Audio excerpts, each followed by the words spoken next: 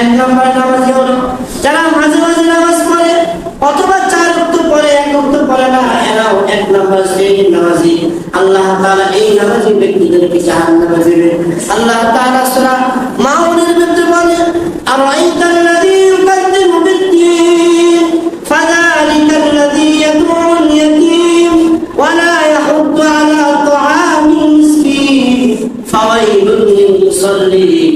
আল্লাহ বলে ওয়াইল নামক দোষক নামাজি ব্যক্তিদের জন্য অপেক্ষা আছে। কোন দোষক? ফাওয়াইলুল লিল মুসাল্লিন, মুসল্লিদের জন্য নামাজি ব্যক্তিদের জন্য ওয়াইল নামক দোষক অপেক্ষা আছে। ও দোস্ত আবার এই জন্য আমরা 1 নম্বর নামাজি ব্যক্তি আমরা হতে চাই না। 2 নম্বর নামাজি হলো যারা 5 ওয়াক্ত নামাজ আদায় করে কিন্তু তাদের নামাজের ভিতরে কোনো মন থাকে না।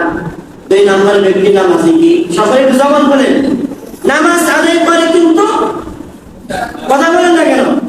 নামাজ আদায় করে কিন্তু মন নামাজের ভিতরে থাকে না। এই হলো 2 নম্বর শ্রেণীর নামাজি। এই 2 নম্বর শ্রেণীর নামাজি ব্যক্তিকে আল্লাহ তাআলা কিয়ামতের দিন কঠিনভাবে ধমকাবে এবং তাকে জাহান্নামে দিবে। 3 নম্বর ব্যক্তি হলো যারা নামাজ পড়ে কিন্তু তাদের নামাজের ভিতরে মন শয়তান কেড়ে নিয়ে যায়, আবার তার মনটাকে ফিরিয়ে নিয়ে আসে। আছে কিনা? নামাজে দাঁড়িয়েছে, এমন কথা মনে করেছে যে কথা কখনোই মনে পড়ে না। সে আল্লাহ তাআলাকে ভয় করেছে, আল্লাহ আমাকে দেখতেছে। নামাজের ভিতরে আবার মন নিয়ে আসছে, আবার একটু মানে শয়তান মন নিয়ে গেছে, আবার মন নামাজের ভিতরে নিয়ে আসছে। এরকম করে যদি সে 1000 বার কেন 1 কোটি বার তার মন নিয়ে যায়, আর সে যদি শেষ পর্যন্ত আল্লাহর ভয়ে তার মনকে ফিরে নিয়ে আসতে পারে, আল্লাহ তাআলা এই নামাজি ব্যক্তিকে মাফ করে দেবেন। 4 নম্বর ব্যক্তি হলো শয়তান ব্যক্তি। 3 নম্বর ব্যক্তিকে নামাজে যতই ধোঁকা দিই না কেন, ধোঁকা দেওয়ার পরে তার মনটাকে আবার নামাজের ভিতরে নিয়ে আসে। শয়তান বলে এই ব্যক্তিটাকে আল্লাহ তাআলা কবুল করে নিয়েছে, অতএব এই লোকটার পিছনে সময় নষ্ট করা, মেহনত করার কোনো দরকার নাই। যাও একে ছেড়ে দাও, এর পিছনে মেহনত করুন। আল্লাহু আকবার। এই জন্য 4 শ্রেণীর নামাজ, সে যখন নামাজে দাঁড়ায়, নামাজে দাঁড়ানোর পরে দুনিয়ার কোনো জ্ঞান খেয়াল তার ভিতরে থাকে না, শুধু আল্লাহর মহব্বত নিয়ে সে নামাজ আদায় করে। আল্লাহ রাসূল বলেন এই ব্যক্তি নামাজের জন্য আল্লাহ তাআলা কোরআন বলেন, ইন্নাস সালাতা তানহা আনিল ফাহশাই ওয়াল মুনকার। যারা 4 শ্রেণীর নামাজি হবে এদের জন্য আল্লাহ তাআলা 1 নম্বর গুনাহ হলো ফাহশা গুনাহ।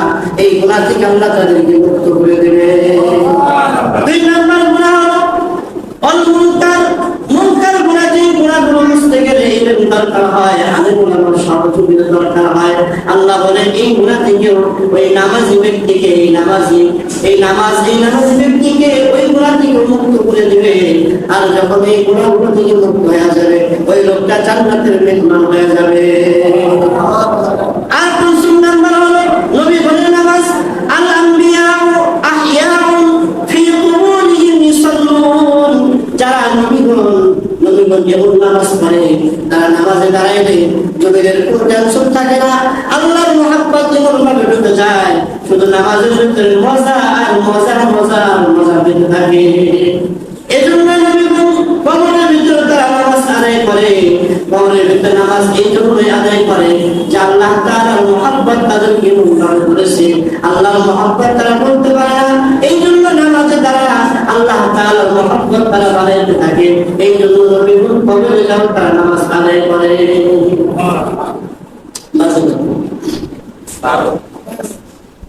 এই জন্য আপনারা যারা ব্যবসা করেন, আপনারা যারা দোকানদারি করেন অথবা কৃষি খামারে কাজ করেন, ঘটনা বললে তো শেষ হবে না, অনেক ঘটনা।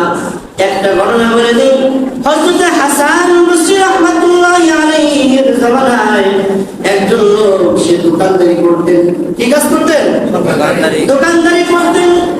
দোকানদারি করার সময় হঠাৎ করে একদিন তার মনে পড়ল, জীবনে তো অনেক নামাজ ছেড়ে দিয়েছি, অনেক উল্টা চলেছি, আর জীবন উল্টা চলতে চাই না, আল্লাহ তাআলার গোলাম হতে চাই। হযরত হাসান বসরির কাছে যাওয়া বলে, ও হাসান, আমি জীবনে যত অন্যায় করেছি আমাকে আপনি তাওবা করান, ইস্তিগফার করান, আমি আমার জীবনে আর গুনাহের কাজ করতে চাই না। হাসান বসরি যখন এই কথা শুনলেন, হাসান বস্তি বলে, আল্লাহর বান্দা তুমি কি কাজ করো? বলে হুজুর আমি দোকানদারি করি। বলে শুনে রাখো, যখন তুমি দোকানদারি শুরু করবে, মসজিদে যখন আযান হয়ে যাবে, দোকানের শাটার সাথে সাথে অন করে দেবে। দেওয়ার পরে তুমি মসজিদে চলে যাবে। যাওয়ার পরে ওযু ইস্তেনজা হবে, পাক পবিত্র হবে। পাক পবিত্র হওয়ার পরে আল্লাহ তাআলার কদমে সিজদা করবে।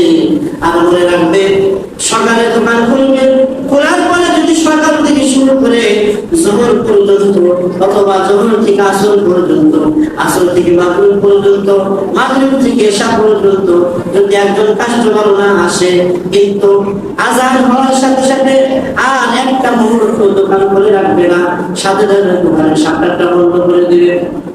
হাসান বসরির কাছে বায়াত হওয়ার পরে তারপরে দিন সকালবেলা যখন দোকান ফজরের নামাজ আদায় করে যখন দোকান খুললো, আল্লাহর বান্দা দোকান খোলার পরে দেখে ফজরের পর থেকে একটা পর্যন্ত কোনো কাস্টমার নাই, একজন কাস্টমার দোকানে আসে না। যখন মসজিদ থেকে মুয়াজ্জিন হাইয়া আলাস সালাহ, হাইয়া আলাল ফালাহ, মুয়াজ্জিন যখন মসজিদ থেকে ডাকা শুরু করলেন, লোকটার সাথে সাথে দোকানের শাটারটা নামানো শুরু করলেন। নামানোর পরে অবস্থায় কিছু ব্যক্তি এসে বলল, আল্লাহর বান্দা আমরা তো কিছু মালামাল খরিদ করার জন্য এসেছিলাম, আমাদের কিছু মালামাল দেন। লোকটা প্রতি উত্তরে বলে, ভাই যান পাশের দোকান থেকে আপনার যত মালামাল প্রয়োজন হয় আপনি খরিদ করে নেন, কিন্তু এখন আমার রব আমাকে ডাকতেছে মসজিদের মিনার থেকে, হাইয়া আলাস সালাহ, হাইয়া আলাস সালাহ, আমাকে কল্যাণের জন্য ডাকতেছে। আমি আর আপনার কাছে মালামাল বিক্রি করতে পারবো না, কারণ এখন তাহারাতের মাসালা আছে, আমাকে ওযুস্থতা করতে হবে, পাক পবিত্র হতে হবে। তারপরে আমার রবের কদমে সিজদা দিব, তারপর আমার রবের কদমে সিজদা দিয়ে আমি বলবো সুবহান রাব্বিয়াল আ'লা, সুবহান রাব্বিয়াল আ'লা। বাইরে আপনি মেহেরবানি করে পাশের দোকান থেকে মালামালগুলো খরিদ করে নেন। এই লোকটার কথাটা শুনে যখন পাশের দোকানদার ছেলে ইহুদি বলেন, এরে মুসলমান পোলা পাপান, কাস্টমার হলো লক্ষ্মী। এই কথা কে বলে? ইহুদি বলে। এটা কাদের ভাষা? ইহুদিদের ভাষা, কাফেরদের ভাষা। কাস্টমার কি? লক্ষ্মী বলে কিনা? আবার দোকানদার তার একটা কুস্বভাব আছে, মানে সকালবেলা বউনি করে নেই, এখনো যদি বাকি দেয় তাহলে সারাদিন আমার এই বাকি যাবে। এটা কাদের আকীদা? এটা হলো অমুসলিমদের আকীদা, এটা একটা মুসলমানের আকীদা হতে পারে না।